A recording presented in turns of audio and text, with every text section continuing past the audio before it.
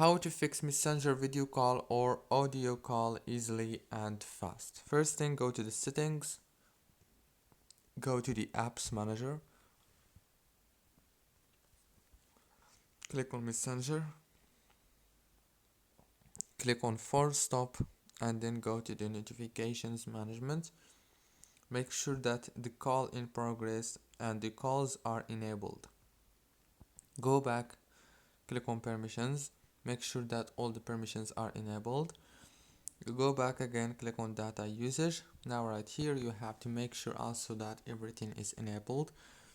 And the last thing you want to do is go back and click on the storage, click on clear cache right here, and after that click on power usage details, enable the power consumption alert, and restart your phone.